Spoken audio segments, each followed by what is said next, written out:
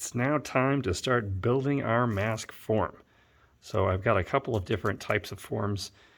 This one here is sort of made out of kind of cardboard and paper. So I've got this tin foil down here to sort of keep it from getting all sort of messed up and nasty. Some of the other ones are plastic and they sort of work a little bit better, but this one works just fine as well. So our plaster strips, they are little pieces of gauze fabric, and they've got kind of plaster that have been sprayed on them.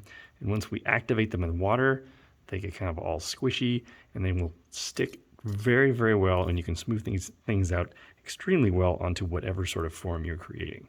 Okay, so I've got the mask form, my plaster strips. I want to make sure that's not too close to that because we don't want water getting dripped in them. And when you get your buckets, you're looking for the ones that are red. Bright red, that means those are the ones for plaster. Okay, anything else, that's for something else. So always look for the ones with the red on the outside. So I've got my bucket full of water. And I'm just going to kind of push this off a little bit to the side. And again, I'm not putting a pile. If I put a pile down here and I drip on it, then these won't be usable. Okay, so we want to keep these kind of in the middle of the table so they're out of the way. And I know it would be easier if there was a big pile next to you, but you got to share. Okay, so I'm going to take this and I'm going to submerge it all the way, and it instantly gets kind of squishy, and I'm just going to sort of squish it a little bit with my fingers, and then I'm going to just put it on my mask and I will smooth it out. Always make sure you're smoothing it out. And then I just repeat. So I dip it another one in. I'm getting it totally submerged. Kind of squish it a little bit, and then I'm going to overlap it, and I'll smooth it out.